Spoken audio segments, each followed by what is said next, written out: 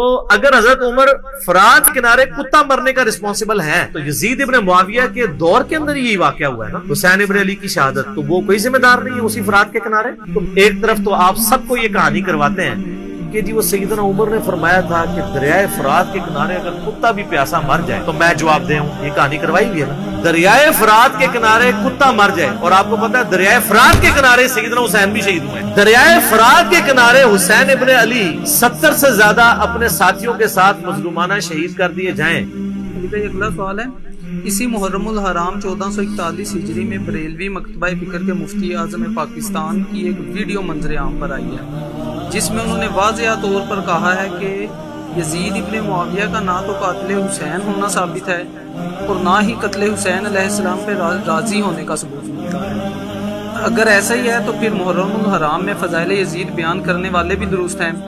علی بھائی سے گزارش ہے کہ مفتی صاحب کی انجینئرنگ فرما دیں، شکریہ۔ میں نے اتنی انجینئرنگ کی ہوئی ہے، بار بار اس طرح کے سوال نہ ایڈ کیا کریں، میں نے ڈیٹیل کے ساتھ ان سارے ایشوز کو ریزالو کیا۔ پہلا تو ہمارا بنیادی اختلاف یزید کے ساتھ نہیں ہے، آل امیہ کے سسٹم کے ساتھ ہے جس کا نمائندہ یزید تھا۔ جب تک آپ سسٹم کو ڈیپ ڈگ نہیں کرتے اس وقت تک آپ کو یہ ایشو سمجھ نہیں آ سکتا۔ یہ مسئلہ کوئی ایک جنگ کا نہیں ہے، ایک پورے سسٹم کا ہے، پولیٹیکل سسٹم آف اسلام کو ڈیمیج کرنے جو کہ سٹارٹ ہوا ہے سیدنا عثمان غنی رضی اللہ تعالیٰ عنہ کے دور کے اندر ان کے چند گورنروں کی اینٹی اسلامک ایکٹیویٹیز جو بخاری مسلم میں رپورٹ ہوئی ہیں۔ رپورٹ تو پہلے کی بھی ہوئی تھی، منظر عام پہ میں لے کے آیا۔ آپ کو تو یہ کہانی کرائی گئی تھی، ایک عبداللہ بن سبا تھا، 40,000 صحابہ کو ایک بندے نے اس کی مت مار دی، تو پھر تو سب سے بڑا بزرگ تو وہ ہوا کہ 40,000 صحابہ جو رسول اللہ کی تربیت یافتہ تھے ایک بندے نے ان کی مت مار دی، تو رسول اللہ کی تربیت کدھر گئی صلی اللہ علیہ وسلم؟ یہ بالکل کہانی تھی، صرف آل امیہ کو چھپانا تھا۔ وہ تو جب میں نے بخاری مسلم سے حدیثیں سامنے لے کے آیا ہوں کہ حضرت عثمان غنی رضی اللہ تعالیٰ کے ساتھ صحابہ کا اختلاف کیا تھا، حضرت عثمان رضی اللہ تعالیٰ عنہ کی شخصیت اس کے سے 0 سے ملٹیپلائی نہیں ہو جائے گی۔ اگر حضرت آدم علیہ السلام سے غلطی ہوئی ہے تو حضرت آدم کو ہم نے 0 سے ملٹیپلائی نہیں کر دیا، ان کا مقام اپنی جگہ ہے، غلطی ہے، اس کو ہائی لائٹ کرنا ہوگا، ورنہ آپ انصاف کا خون کریں گے، اور جب آپ انصاف کا خون کریں گے تو آپ پٹیں گے پھر۔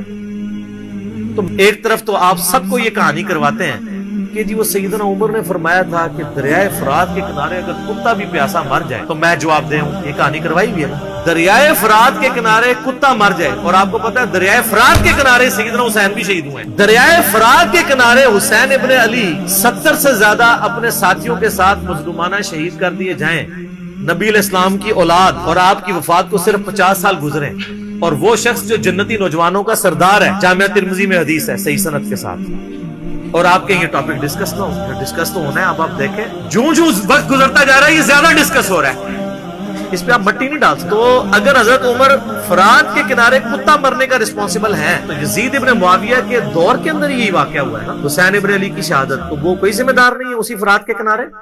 یہ یزید کی جتنی نیگیٹو چیزیں ہیں نا یہ ساری اس سے بڑی فارم میں پہلے سے موجود تھی۔ میں نے وہ بخاری مسلم سے احادیث نمبرنگ کے ساتھ ڈسپلے کی ہے۔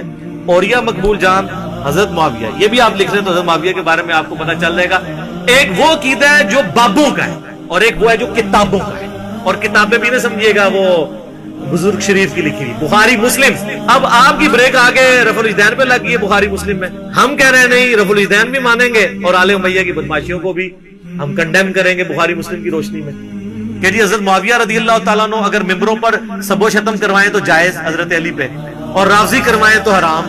میں تو یہ نہیں کر سکتا، میں کیا کروں؟ میرے سامنے تو بخاری مسلم کی حدیث ہے کہ میری بیٹی فاطمہ بھی چوری کرے گی، اس کے بھی ہاتھ کٹیں گے۔ یزید بینیفیشری ہے سسٹم کا۔ ان کو اگر اسلامک ہسٹری ذرا سے بھی پتا ہو، اہل سنت کی ساری تاریخ کی کتابیں اٹھا کے دیکھ لیں آپ، البدایہ والنہایہ جسے تاریخ ابن کثیر کہتے ہیں، تاریخ تبری اٹھا کے دیکھ لیں، تاریخ ابن خلدون اٹھا کے دیکھ لیں، ابن عساکر اٹھا کے دیکھ لیں، سب میں ڈیٹیلز موجود ہیں اور وہ فٹ ان بیٹھتی ہیں بخاری مسلم کی حدیث میں۔ وہ حدیث بھی اس میں نے لکھی کہ کوفے کا گورنر تھا نعمان ابن بشیر، صحابی رسول صلی اللہ علیہ وسلم۔ جب حضرت حسین علیہ السلام کے بارے میں پتا چلا یزید کو کہ یہ آ رہے ہیں وہاں پہ اور کوفے سے یہ ایک قیام کریں گے اور دعوت حق لانچ کریں گے، سب سے پہلا اس نے ڈیسیژن کیا کہ نعمان ابن بشیر کو کوفے کے گورنری سے ہٹا دیا۔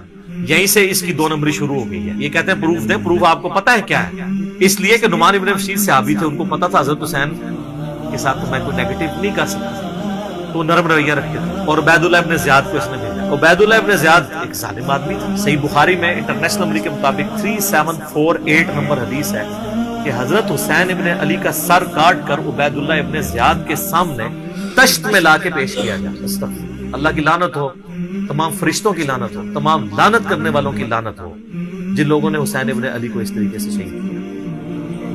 یہ صحیح بخاری شریف ہے 3748 انٹرنیشنل نمبر کے مطابق، جس میں امام بخاری نے حسین کے ساتھ علیہ السلام لکھا ہے، اور آپ لوگوں کے پیٹ میں آج تک درد ہو رہی ہے۔ دارالسلام والوں نے تحریف کر کے علیہ السلام کاٹ دیا اس میں سے، لیکن سعودیہ کا جو مکتبہ شامل ہے اس میں موجود ہے، دارالکتب العلمیہ کا جو بیروت کا چھپا ہوا ہے اس میں موجود ہے، اور اہل حدیث کی جو سب سے بڑی سائٹ ہے حدیث کی کتابوں کی sunna.com اس میں موجود ہے، اسلام 360 میں موجود ہے، اور اس میں بھی عربی میں علیہ السلام ہے، اردو میں مولوی نے رضی اللہ تعالیٰ عنہ کیا ہوا۔ تحریف، یہ ہے تحریف۔ تو سر جب آپ چوری کریں گے نا اتنی سی بھی، تو اللہ نے ایک بلا آپ پہ چھوڑی ہوئی ہے، جو مولانا شریف کو بخاری شریف سے باہر نکال کے پھینکتی ہے اور لوگوں کو بتاتی ہے یہ بخاری شریف ہے اور یہ مولانا شریف ہے۔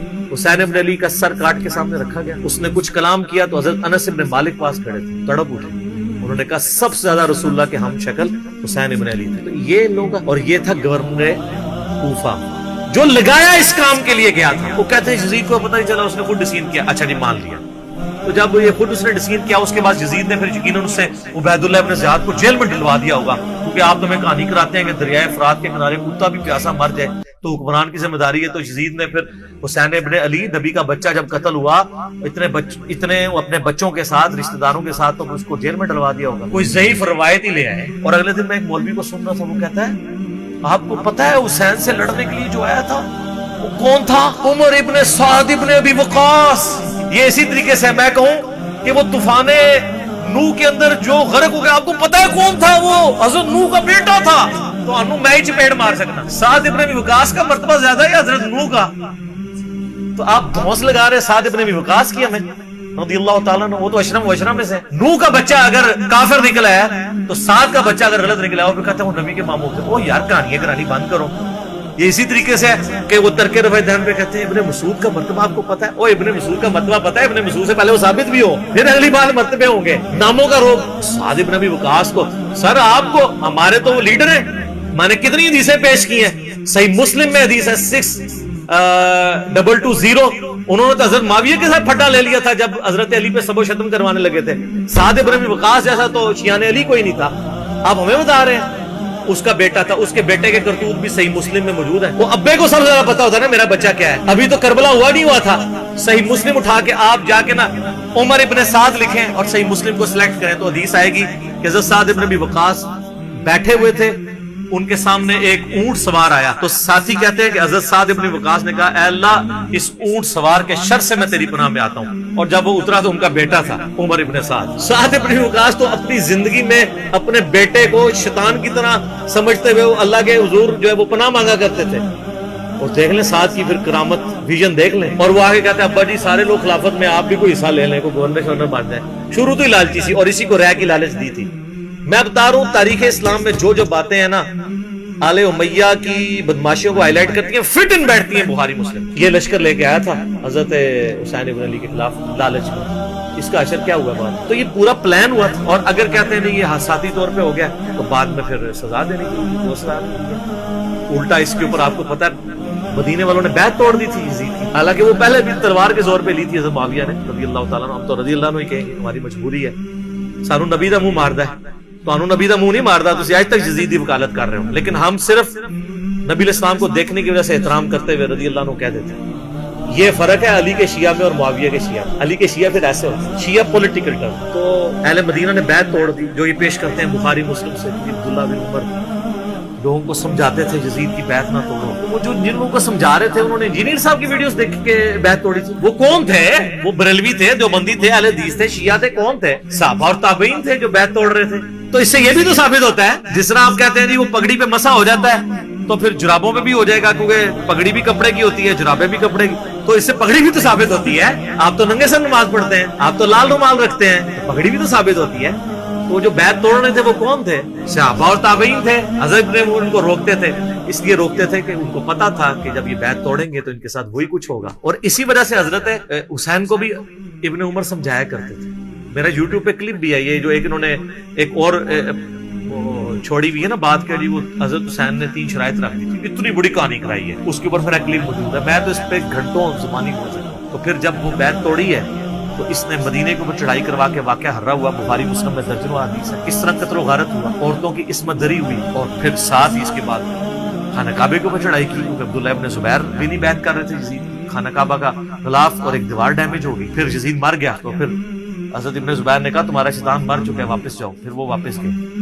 फिर 9 साल तक इब्न जुबैर ने खिलाफत कायम की मक्के के अंदर और मदीने के अंदर। हजरत हुसैन इब्न अली के बाद इनको खिलाफत का एक मौका मिला। इस तरीके से ये चीजें बिल्कुल क्लियर हैं, लेकिन वो बात मैं मौलाना इसहाक साहब वाली करूंगा कि बात इसलिए समझ नहीं आती कि आप यजीद से शुरू करते हैं। जब तक आप बात पीछे से शुरू नहीं करेंगे आपको बात समझ नहीं आएगी। अगर आप 1857 की जंग आजादी को नहीं समझेंगे आपको 1947 में दो कौमी नजरिया समझ में नहीं आएगा। और जब तक 1947 में मुसलमानों की कुर्बानियों से जो मुल्क बना है वो आप नहीं समझेंगे तो आज आपको नहीं समझ आएगी कि पाकिस्तानी अवाम क्यों इस्लामी निजाम यहाँ पे चाह रहे हैं। इसलिए कि वो कहते हैं हमारे बुजुर्गों ने पाकिस्तान बनाया इसलिए था कि पाकिस्तान का मतलब क्या, ला इलाहा इल्लल्लाह। ये सेकुलर एंकर बैठ के जो बातें कर रहे हैं इनको ये कैसे समझ आए जब तक आप पीछे नहीं चलेंगे।